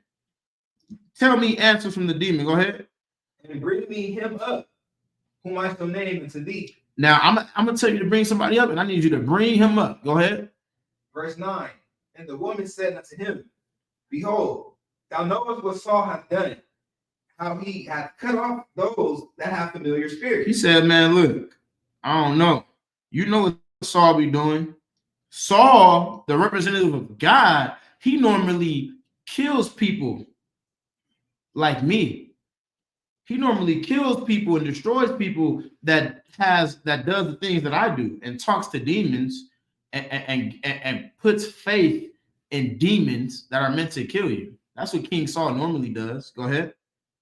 And the wizards out of the land. And the wizards out of the land. Normally King Saul, mind you, she doesn't know she's talking to King Saul because King Saul is dressed up as Spider-Man. That's what King Saul is doing. King Saul is not representing himself right now. King Saul is dressed up in a different raiment. He's disguised. This is the witch putting out a contract. Whenever someone comes to her, she makes them sign a contract. Now, look, you know that King Saul normally does this and kills people like me and, rats me out, right? Go ahead. Wherefore then layest thou a snare from my life? He said, now, look, I'm risking my life every time I use my magical powers to help you. That's what I'm doing. Go ahead. This is just like a contract. Go ahead. To cause me to die. Go ahead. Verse 10. And Saul swears to her by the Lord, saying, As the Lord liveth, he said, and he said, Saul did what? swear to her by the Lord. This is another thing you shouldn't do. You should not swear any goddamn thing because you don't know what the hell the Lord is going to do. You don't know what the hell is going to happen. You should not swear by the Lord. You see what I'm saying? That's why if you ever be around brothers in the school, we say, Lord allow. You know what I'm saying? I'm going to get up with y'all tomorrow, Lord allow. Oh, yeah, I'm pulling up to Passover, Lord allow. You never say, I'm going to be at Passover, I swear. It's a bad habit to say, swear to God. You see what I'm saying? It's a hard habit to break because it's so easy to say. And I swear to God, this, and that. You're not supposed to swear anything. You're not supposed to make promises you know you can't keep. Don't sit up and promise things. You know what I'm saying? You don't know what the hell the Lord is going to do. You don't know if you're going to be here after this class. You have no idea. So don't make promises you can't keep. Right? But Saul said, I swear by God, I'm not going to rat you out to King Saul. Go ahead. The whole time he is King Saul. But keep reading. As the Lord liveth, there shall no punishment happen to thee for this thing. As the Lord liveth, I swear to God. You see what I'm saying? So like, ain't nothing gonna happen if you do this for me. Go ahead. Verse 11. Then said the woman, whom shall I bring up unto thee? So he signed the contract. He signed the NDA, the non-discussion disclosure. Or what is it? How is that's it? Non-disclosure agreement. Non-disclosure agreement. There you go. He signed the non-disclosure. This is a non-disclosure agreement in the Bible. You see what I'm saying? That he signed. She said, look, King Saul says this. King Saul said this ain't allowed. What I do, you need to promise that nothing's going to happen to me because I'm risking my life. I swear that I will never send nobody after you for helping me out. Okay.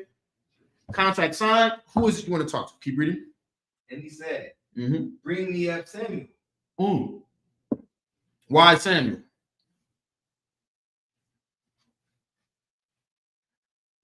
Why Samuel? Because Samuel was the person that King Saul would go to for advice. Samuel was the prophet that King Saul would look to for answers, for righteous answers. I went to the current prophets and I didn't get an answer. I don't know what the hell to do with the Philistines. So let me go to someone that can maybe bring up, I hear she can bring up the dead and she talk to the dead. I need Saul now, right? Because King Saul was deceased at this time. King Saul was not alive at this time. You see what I'm saying? King Saul passed away at this time. Right? Go ahead. Verse 12. And when the woman saw Samuel, she cried with a loud voice. And when she saw Samuel, she cried with a loud voice for two reasons. Because a lot of the time, some sidekicks are just straight up con artists. Right? You got some people that talk to these demons, and these demons talk to them to get to you, right? But then you got some so-called witches and sidekicks who they straight up just con artists, and they don't expect anything to actually happen. When they go, ooh, la la la la la la, and feel your palm and all of that, and they tell you they seeing things, they just a lot of the time they just be lying. But then something actually happened this time. You see what I'm saying? So she screamed, oh shit. Whoa, she was getting ready to do her standard connery. You see what I'm saying? But then she actually started seeing a vision, and she actually saw Samuel. So now she's crying with a loud voice. She's screaming like, oh, she can't believe what happened. Keep reading. And the woman spake to Saul, saying, why hast thou deceived me? For thou art Saul. Now, when she saw King Samuel, the demon told, I was going to ask a question. I didn't say it. I was going to say, who is Samuel actually in this context? The demon, or should I say, King Samuel, the prophet Samuel, is just the demon portraying Samuel. You see what I'm saying? The demon is giving her a vision of Samuel. That's all this is. She has a demon on her, a familiar spirit on her that helped her see Samuel. And the demon told her, that's not a regular nigga right there. That's King Saul. So she like, damn nigga, you King Saul. What the hell you lied for? Why you gonna say you was Saul? Go ahead. Verse 13. And the king said unto her, be not afraid, for what sawest thou? He like, man, fuck all that right now. Don't even worry about all that. Like, it is what it is. What are you seeing? Go ahead. And the woman said unto Saul, I saw God descending out of the earth. She said, I saw gods coming out of the ground. descending out of the earth. I don't know what's going on. I saw powers and authorities breaking out of the goddamn ground. Go ahead. Verse 14. And he said unto her, what form is he of? So you seeing powers and authorities and gods. What does it look like? Go ahead. And she said, an old man cometh up. A what? An old man cometh up. A what? An old man cometh up. Go ahead. And he is covered with a mantle. She said, I'm seeing an old man and he covered with some type of garment, some type of cape or cloak. Go ahead. And Saul perceived that it was Samuel. And look, when Saul heard that, he said, that sounds like Samuel. And what did he do? He stooped with his face to the ground. He bowed. Now you got the king bowing down to a goddamn demon on Halloween. You see what I'm saying? It's like, go ahead. Now he hears what she's saying. This is, and you have to understand, this is what demons do. Demons on Christmas and on Thanksgiving and on Halloween and on all of these other days, they're going to do whatever they need to do to make you think that you need them, to make you think that this is the only answer to your problems. This is the solution. You see what I'm saying? Brother told me I got to smoke weed because I can't think unless I'm high. I said, well, God damn. Do you know what that is? You know what that really is? What does that really mean when someone tells you they can't think unless they're high? What does a demon do once you acknowledge the demon? When you do what a demon wants, what happens after that?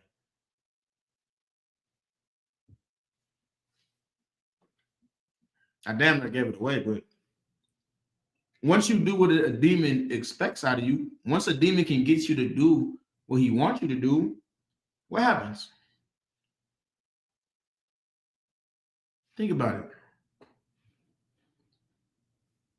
I hope the brother watching, man, he said, man, I be trying to write lyrics and write raps, you know what I'm saying? But I get writer's block until I smoke a blunt. That's how I know weed is good.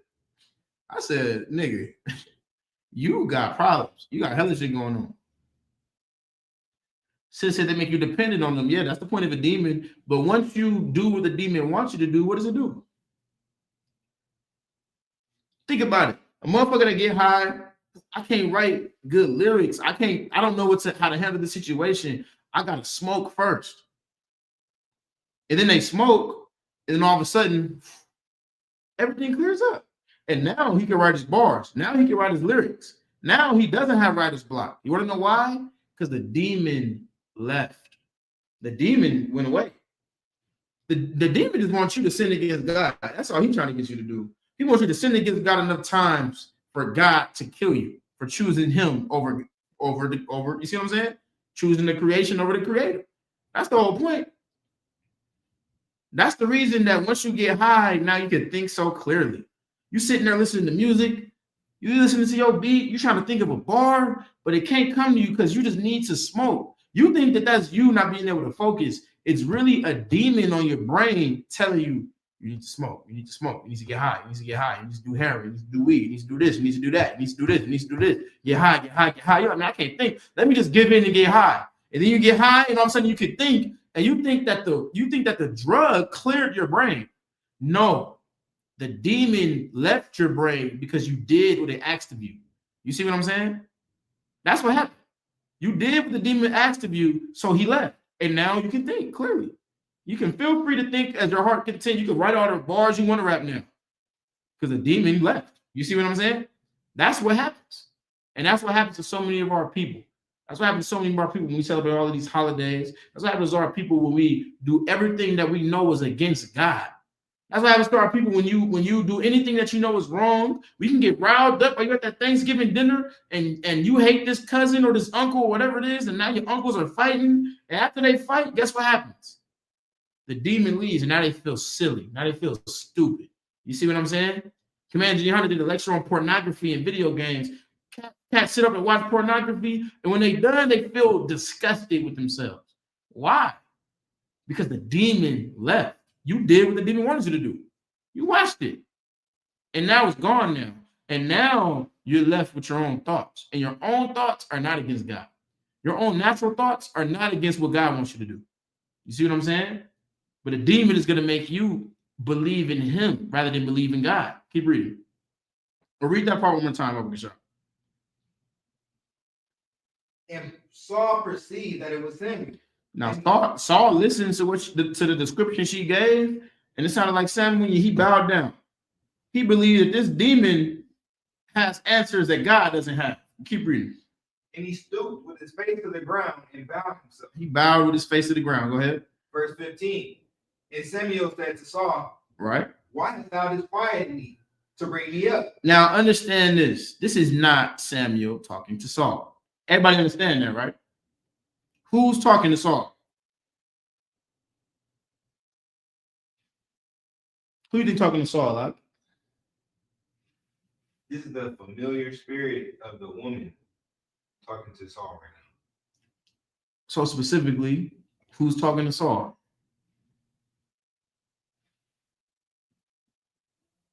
Demon. The demon. This is the way this is happening. The woman is seeing the vision, right? That she getting from the demon, and the demon is saying, "Read that again." Why have thou what? Disquieted me to bring me up. The demon is saying, "Why the hell are you awakening me from my slumber?" And the woman is like, "He want to know why you why you woke him up from his slumber. He want to know why you disquieted him from his sleep." And Samuel was responding. Keep reading. And Saul or Saul is responding. Go ahead. I am sore distressed. He said, "I'm stressed out. I don't know what the hell to do. Let him know that I don't let him know I'm confused right now because the Philistines is trying to go to war." Go ahead, keep reading. For the Philistines make war against me. Because the Philistines want to go to war. Go ahead. And God is departed from me. I didn't try to go to the prophets, and I'm not getting I'm not getting no answer. I normally go to the prophets. When Samuel was alive, I'll go to him. He a prophet of God. I normally go to Samuel, and he tell me exactly what's going on and everything be okay. But then Samuel passed. When I went to the other prophets, I don't understand what the fuck going on. Keep reading. And God is departed from me and answereth me no more. The Lord ain't with me. The Lord must not be with me no more, and I don't know what the hell going on. So I put my faith in the very thing God told me not to do. You see what I'm saying? Keep reading. Neither by prophets nor by dreams. Therefore, I have called thee. So now I'm relying on you. Now I'm looking to you for answers. Now I'm asking you for help. And this is what we do here in America. When we don't have answers, we go look for answers from our enemies. We go look for answers in all the wrong places. Because this worked for my cousin. My cousin, he saved his marriage by just going to get the Christmas tree. He saved his marriage by just celebrating Thanksgiving. He don't fight with his family no more because he do this and do that. He's not stressed out no more because he smokes weed and gets high and the stress leaves him. And now he can think clearly. So maybe it'll work for me because the thing I thought would work for me is not working. Go ahead. Therefore, I have called thee. Therefore, I called you. Go ahead. That thou mayest make known unto me what I shall do. That hopefully you can tell me what to do. Keep reading. Verse 16. Then said Samuel, wherefore then dost thou ask of me, seeing the Lord is departed from thee? He said, hold on. Well, the demon like, what the hell are you talking to me for? remember who the demons work for. The demons serve God. The demon said, well, what the hell are you, if God ain't with you, why the hell would you think that I can help you? God himself don't want to help you. He departed from you. You think I have answers? What the hell are we talking about? Go ahead. And it's become thine enemy. He's become your enemy. He don't want to stand with you no more. And now I can see why. Because you think there's power elsewhere. You see what I'm saying? I can't believe my ears when I tell niggas, yeah, man, you ain't supposed to be doing this. You're supposed to serve God. Well, you know, people will kill you for serving God and telling the people that. It's like it real quick. Read that again from the top. I'll get shot. Verse 16. Then said Samuel, wherefore then dost thou ask of me, seeing the Lord is departed from thee, and is become thine enemy? Verse 17. And the Lord hath done to him, and the Lord hath done to him as he spake by me. For the Lord hath rent the kingdom out of thine hand, and given it to thy neighbor, even to David. Verse 18. Because thou obeyedest not the voice of the Lord, nor executed his fierce wrath upon Amalek. Therefore hath the Lord done this thing unto thee this day.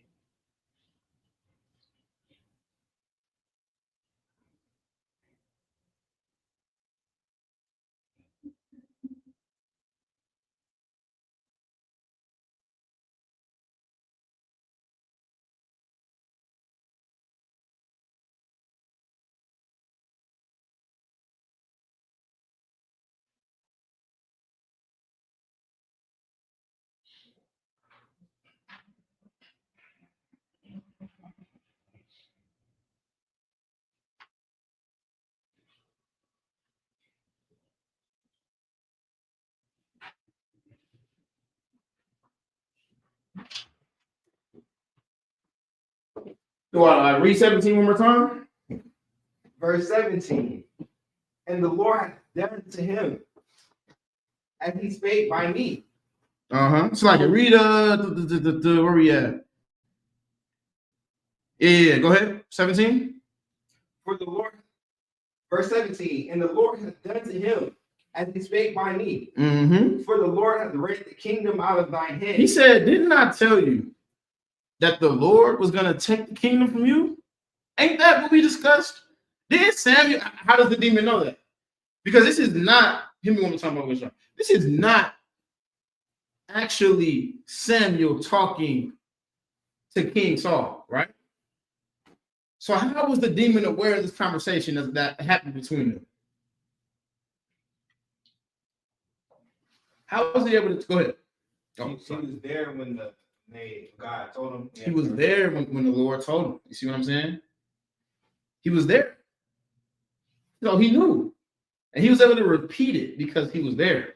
He said, didn't Samuel tell you that the Lord was going to take the kingdom out of your hand? You see what I'm saying? Keep reading.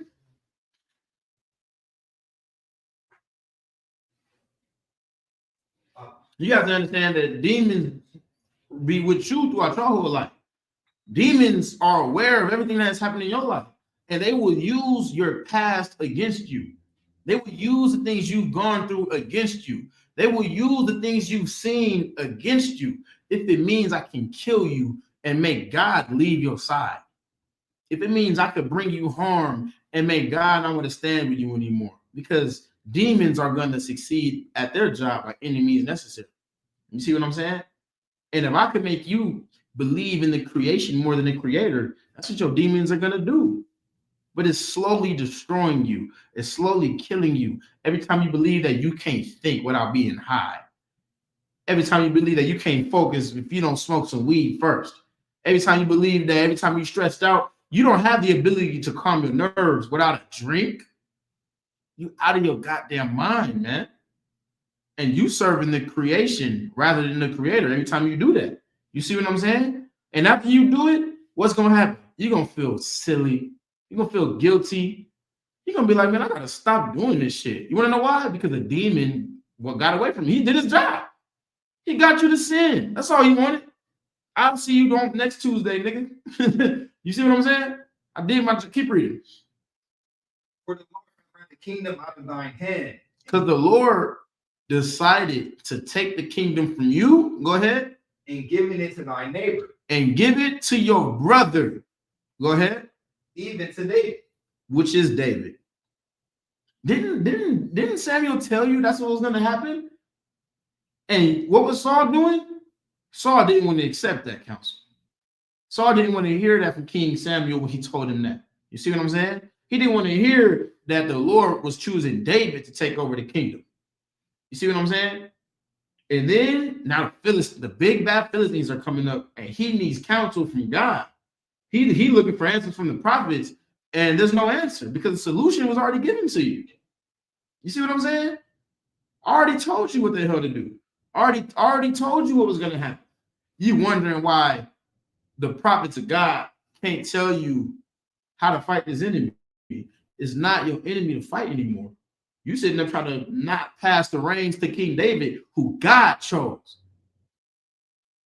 And you have the audacity to turn away from God and seek answers from a witch, a demon. You A sinner? You see what I'm saying? You're the problem. It's not that God's not answering you. It's not that the and the Thummim didn't give you a solution. It's not that God ain't answering your prayers. It's that the solution has been given to you already and you're ignoring it. Keep reading. Verse 18. Mm-hmm. Because thou obeyest not the voice of the Lord. Oh, damn, I said it too quickly. Go ahead. Nor executest his fierce wrath upon Amalek. Hold on. He said, not only did you not listen to God and follow the order, you didn't even follow the last order he gave you. Go ahead. Therefore, hath the Lord done this thing unto thee this day. So now you got to deal with the Philistines because God has left your side because you were disobedient. You see what I'm saying? You wondering why your kid, you wonder why kids are going missing during Halloween. Because you were disobedient, because you know damn well you're not supposed to imitate that which is evil. You know the Lord hates and despises your feast days, your so-called holidays. You know this thing already. But you're gonna make excuses. The Bible says a sinner will not be reproved, but findeth an excuse according to his will. You see what I'm saying? You're gonna find an excuse to celebrate Halloween, an excuse to celebrate Christmas, an excuse to celebrate Thanksgiving, which is the acknowledgement of the day that the children of God were slaughtered. You're gonna eat that goddamn turkey? You should be ashamed of yourself. You should be disgusted. You should teach your children, since we are people that hate to be left out, since we are people that hate to feel exposed, you know what you should do when your kids come to you? You see what I'm saying about Halloween, about candy? You know how many nieces and nephews I got? You know what I do when they talk to me about Halloween? I say, oh, let me get some candy. Oh, wait, that's Halloween candy? Ah, nah, nigga, that's not Halloween candy. That's come from strangers. You don't know where their hands been. You don't know what they did. People do this and that. So I'm gonna make you feel weird and wrong about celebrating Halloween. Yeah, that's some turkey, nephew, little bro, whatever. Well, then let me get some of that turkey. Wait, where that turkey come? Oh, that's Thanksgiving turkey, nigga. You eat Thanksgiving turkey? Nah, that's weird, nigga. That's Satan's turkey. You're supposed to make your family feel bad about doing those type of things until they make it clear they just don't care. And then Lord be with you. You see what I'm saying?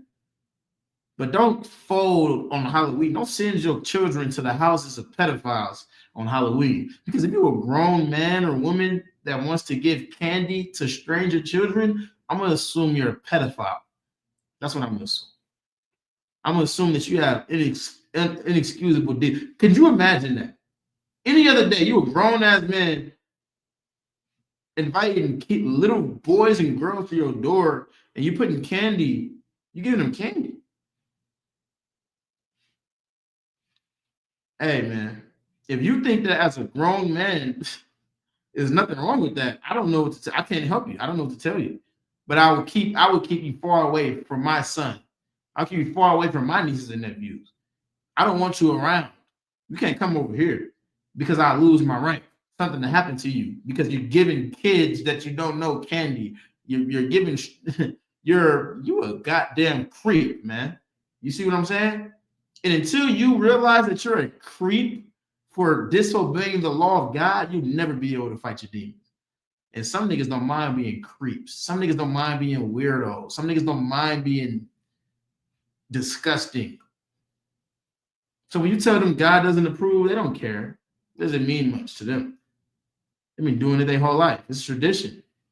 You're the sore thumb. You're the one that doesn't want to give candy to kids. You're the one that doesn't want to celebrate Christmas anymore. You're the one that doesn't want to get high. You're the one that doesn't want to paint your body with tattoos. You're the weirdo. I'll be the weirdo, but I also am going to have breath in my lungs. And I also snap your goddamn neck if you come try to bring any of that nonsense to my children. So, like, keep reading. Verse 19. Moreover, the Lord will also deliver Israel with thee into the hand of the Philistines. And this is what always happens. We always go against God.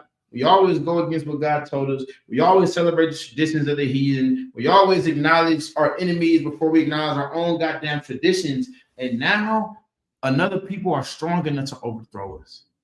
Now they're strong enough to have their way with us because we are hard-headed, man. We don't listen. So now the Lord is going to let the Philistines have their way. Because you didn't listen to me. You listened to Mary over there that talks to familiar spirits that I created. I don't know. I don't know what to tell you, man. You see what I'm saying? Drop that for me and give me the book of Jeremiah, chapter 3 and verse 1, Baba Gashah. Because we have to understand. This is what you do every time you celebrate Christmas, Halloween. Every time you roll the blunt and put the weed to your lips. Every time you go sleep with a prostitute. Every time you go sleep with whores, knowing that she's a whore, and do all of those wicked things. This is God's perspective. But it's his perspective in a way that maybe you can understand. Go ahead. This is the book of Jeremiah, chapter 3, beginning at verse 1. Mm-hmm. They say, if a man put away his wife and she go from him and become another man's. Now, this is a scenario, right? Let's say you got a woman, you're not getting along, right?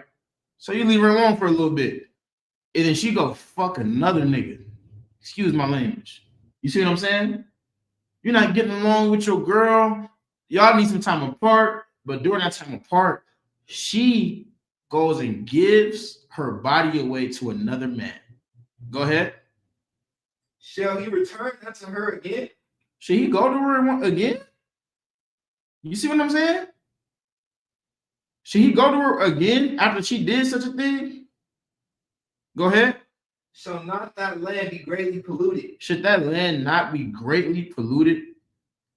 Should that land not be completely polluted? Where you at? Jeremiah chapter 3, verse 1. Read that from the top. This is the book of Jeremiah, chapter 3, beginning at verse 1. Mm-hmm. They say, if a man put away his wife. Imagine you put your woman away. Go ahead. And she go from him and become another man. She whores on you. She had sex with someone else. Give me Wisdom of Solomon 14 and 12. I want to stay right there. You're going to go back to that scripture, just so you know. But give me Wisdom of Solomon 14 and 12, man. Because we got to get this in more than one context. I need you to really understand what it is you're doing every time you break and disobey the law of God. You see what I'm saying? Go ahead. This is the Wisdom of Solomon. Mm-hmm. Chapter 14, verse 12. Mm-hmm. For the devising of idols was the beginning of spiritual fornication. The devising of idols, you see what I'm saying? Dressing up as Freddy Krueger because you just think it's so cool, and idolizing Spider-Man and idolizing Michael Myers. You see what I'm saying? What's some other examples of idolatry? Give me some examples of idolatry. Artists and all those other things. That's the beginning of what? Spiritual fornication. Oh my goodness. Spiritual fornication. You just like a female that goes and cheats on her husband. Keep reading. And the invention of them, the corruption of life. And that's the beginning of the corruption of life. You wanted to do what God told you not to do. Go back to Jeremiah, Baba Gashah. Read that from the top. They say, if a man put away his wife. Every nigga I know, this is you gotta read the Bible like a nigga. You feel me? When you read the Bible, think of this in nigga words, because these are niggas. He said, hey, every nigga I know. His girl go cheat on him? Go ahead. And she go from him and become another man. Mm-hmm. Shall he return unto her again? He ain't going back to her. He would never fuck with her again. Keep reading. Shall not that land be greatly polluted? That's like you destroyed everything we was building. Go ahead. But thou hast played the harlot with many lovers. But thou hast what? Played the harlot with many lovers. But thou hast what? Played the harlot with many lovers. This is what you do when you celebrate Halloween, when you celebrate Christmas, when you celebrate Thanksgiving, when you become a Muslim. and follow an Arab God, when you become a Buddhist and get high in the name of Buddha, this is what you do when you eat pork. You see what I'm saying? You planting a harlot and you going against God and you becoming another man's. This is what you do, black man, Hispanic man, indigenous man. And when I say man, understand, I'm saying and woman too. But I'm talking to the niggas of the earth, man. Read that again from the top. They say, if a man put away his wife, there's no greater treachery than a woman sinning against her husband. I mean, there is, but you get what I'm saying. That's the point of this scripture. It's like, y'all niggas know. When you hear that a woman whored on her husband, that's like so crazy. You see what I'm saying? You niggas would never forgive something like that. You're not supposed to forgive something like that. Go ahead. And she go from him and become another man. And went from you and gave her pussy away to another man. Excuse my language. Go ahead. Shall he return that to her again? You're not supposed to go back to her. You would never go back to her. You would never disrespect yourself by going back to her. Read. Shall not thy land be greatly polluted? Read. But thou hast played the harlot with many lovers. But that's exactly what you're doing in the eyes of God when you send your kids trick-or-treating. When you send your kids to Thanksgiving dinner. You see what I'm saying? You're committing spiritual adultery, spiritual fornication. Why? Because you made a covenant. You made an oath, a covenant with God to serve him, man. In the book of Leviticus, once your ancestors got led out of Egypt, you promised that you would never serve another tradition, another people, another God in the earth. And there's only one God. But when I say God, the heathens believe in so many things. And you would rather pick those things up, man. And guess what God does? Keep on forgiving you. Guess what God does? He allowed Jesus Christ to come here and give you another chance. Guess what God does? Show mercy to you when you would never show mercy for the level of a crime that you committed. You see what I'm saying? That's the point. And that's what you need to understand when you sin against God. This is how God sees it. He sees it as you cheating on him with another God, with another man. That's how God sees it. You see what I'm saying? And you know damn well that's a unforgivable offense.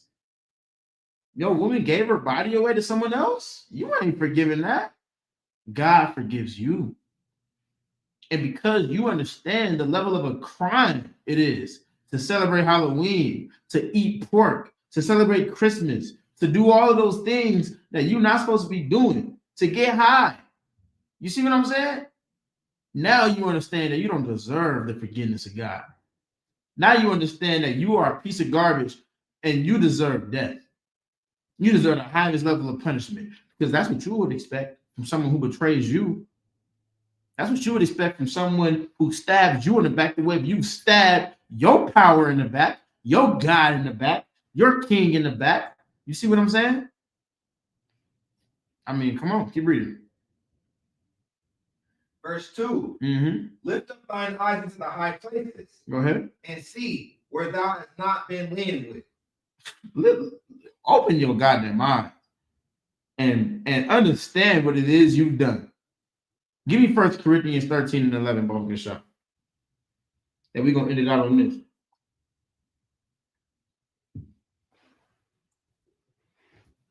Read that nice and loud when you got it, both good shot.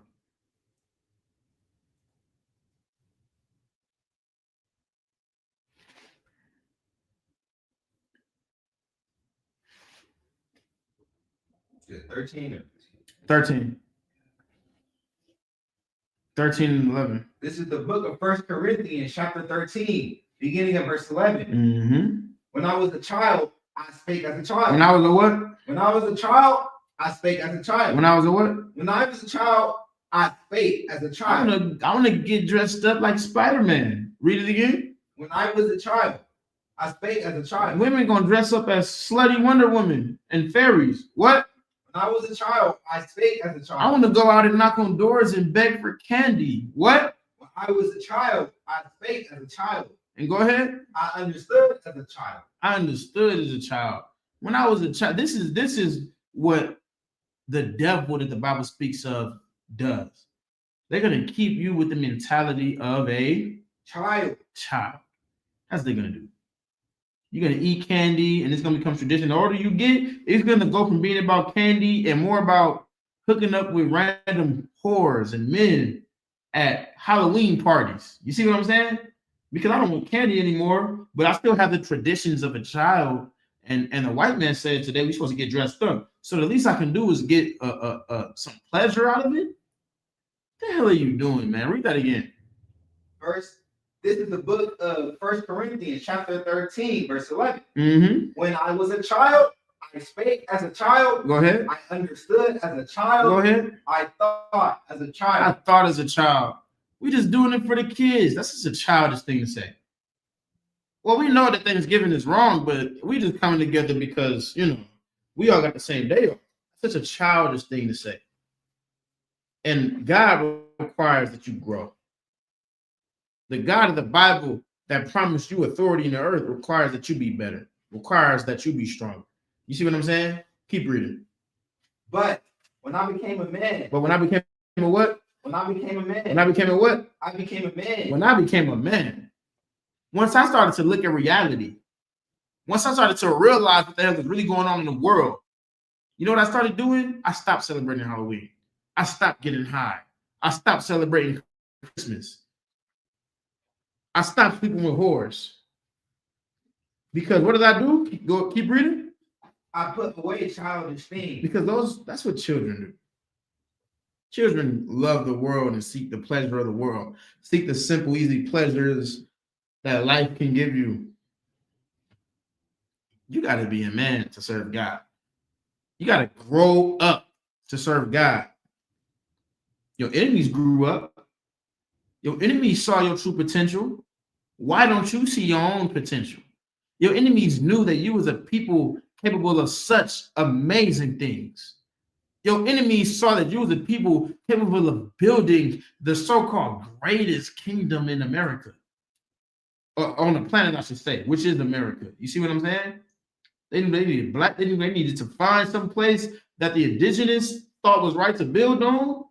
Find some place that black people could physically build on, and find some place that Mexicans could work in, because they know that you will make this place great. They saw your value. Why the hell don't you see your own value? Why the hell don't you see your own work? Why the hell don't you believe that if you stop listening to your enemies, stop listening to the people responsible for raping your grandmother and beating in the back of your grandfather? You see what I'm saying? And murdering your cousin and your children. What the hell makes you think that if they see what you're truly capable of, why don't you see what the hell you're capable of, man? Keep reading. Verse 12. For now we see through a glass. Read that from the top. This is the book of 1 Corinthians chapter 13, beginning at verse 11. Mm-hmm. When I was a child, I spake as a child. Mm-hmm. I understood as a child. I thought as a child. But when I became a man, I put away childish things. But when I became a man, I'm going to put away childish things. You want to know why? Because I don't want my children to go into a world and be destroyed. I don't want my children to go into a world and be corrupted. I'm not gonna risk the lives of my children for the sake of my own comfort. I would rather my children serve God. Give me Deuteronomy 18:10, and we're gonna close it out on that. Baba Shah. It's a sad thing when I see people that know better continue to sin against God. But this is what you should not do on Halloween. Let me tell you what you should not do on Thanksgiving and on Christmas and during the holiday season, especially if you are somebody that has children, especially if you are somebody that has nieces and nephews or grandkids or any of those things. This is what you shouldn't do. Keep reading. This is the book of Deuteronomy, chapter 18, beginning at verse 10. Mm-hmm. There shall not be found among you. There should not be any Black, Hispanic, or Native American Indian man. Go ahead. anyone that maketh his son or his daughter. You should not make your son or your daughter do what? Pass through the fire. Do what? Pass through the fire. Do what? Pass through the fire. You should not make your son or your daughter risk their safety. You should not offer your sons or your daughters up to the traditions of your enemies. You should not allow your sons and your daughters to be corrupted by the system. There should not be a black man, Hispanic man, or indigenous man after everything that you and your forefathers have gone through at the hands of our oppressors. How dare you dress your kids up and allow them to go trick or treating? How dare you gather together for Thanksgiving dinner when your brothers are sitting on reservations and their daughters are being kidnapped every day? You know how many little girls go missing off of those reservations every single day? And you got the goddamn audacity to do what? Let your kids pass through that fire? You're supposed to put out that fire. You're supposed to allow your kids to see you turn away Jehovah's Witnesses. You're supposed to allow your kids to see you turn away Halloween candy and Thanksgiving dinners, because you're supposed to protect them from the fire of your enemies. What does that fire represent? A weapon. That fire is a weapon that your enemies have created to burn you, to keep you right where you are. That fire is a barrier to keep you right the hell where you are, so that God doesn't find favor in you or your family. You're gonna throw your kids to the fucking fire? Salakia. You're gonna throw your kids to the wolves? You're gonna let your kids go get candy from the pedophiles? Oh. You're gonna go eat Thanksgiving turkey? All the lives that was destroyed in the name of turkey? And you're gonna go eat grandma's turkey? You made me sick to my stomach. You made God sick to his stomach. But the type of sick that I am and the type of sick that God is two different sick. Because in God's eyes, you committing adultery. In God's eyes, you cheating on him with traditions of wicked bastards. Keep reading. Or that uses divination. Or that uses what? Divination. Or come on, man. Or that trust anything in the earth to tell you about the divine. Your zodiac signs and your go ahead. Come on. Or an observer of times. Throws your kids to the times.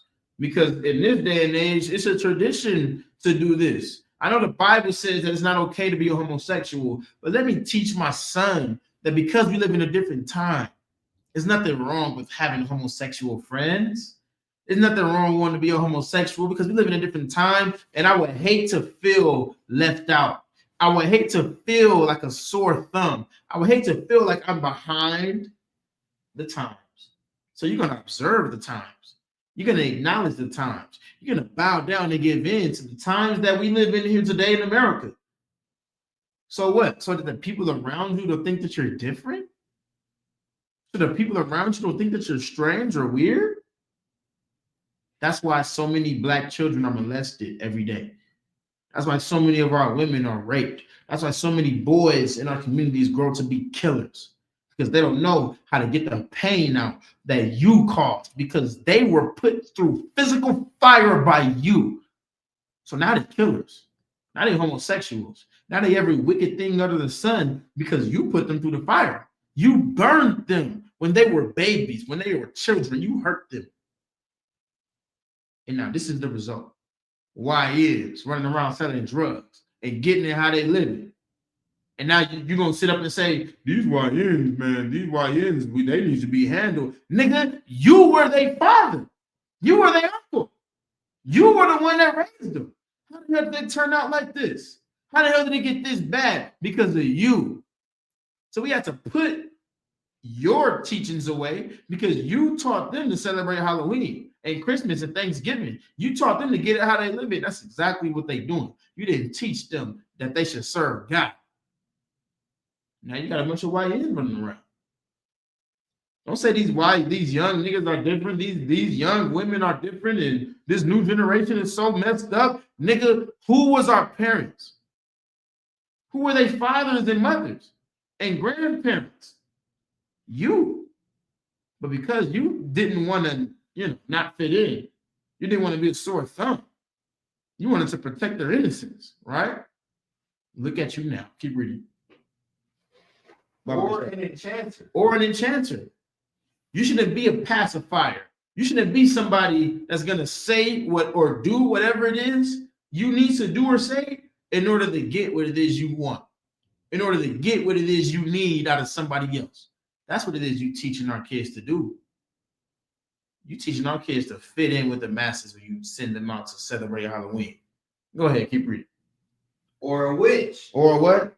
Or a witch. You shouldn't be somebody that gets high or teaches people that it's okay to get high. You shouldn't be someone that mixes herbs together and tells people that this is going to quell your pain. This is going to quell your illness. If you can just hallucinate for a couple of hours, you'll feel better. No, they won't. You're killing them slowly. And God is going to kill you slowly because that's what you're doing to them. That's what you're doing to the people around you. You're killing them slowly. You're killing your children slowly when you tell them that there's a tooth fairy that's coming, taking their teeth and giving them money.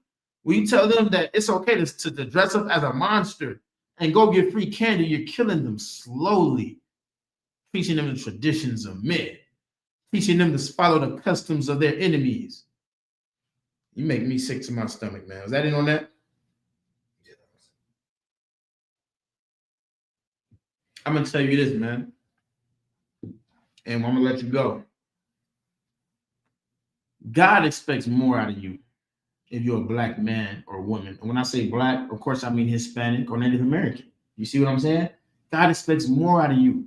If you are a royal people, if you are a people that's supposed to be princes and princesses and kings and just royalty and there's such a special people and bloodline, you don't think it's important that you have a moral compass that you follow? What king have you ever seen in history that does what everyone else does? That's the reason you can't celebrate Halloween. You can't celebrate Christmas. You can't celebrate all of those things because now there's nothing so special about you. Now you can't be mad when one of your brothers gets gunned down in the streets by the police. Why? Because you're just like him. You can't be mad at the KKK. The KKK serves the same white Jesus as you, as your grandmother. That's what they do. So what the hell makes you so much better than them? You want to be better than your enemies? You want God to find favor in you? You want God to find favor in your people? You tired of ICE raiding your communities? You tired of ICE trying to ship out your brothers and your sisters? You tired of seeing people get taken from those reservations? Seeing babies locked in cages? You tired of starving because the government has decided that you don't deserve food stamps anymore? I'm tired, but I did something about it. I took my faith away from the Trump administration. I took my faith away from the leaders of this world. I took my faith away from my personal vote on who deserves to run the country. And I put my vote in God. I put my faith in Yahushua Mashiach. I gave my loyalty to my king. I gave my loyalty to the creator and not the creation. And I can only pray that you do the same. And I pray that your children are going to be safe tomorrow. I pray that you are going to be safe tomorrow.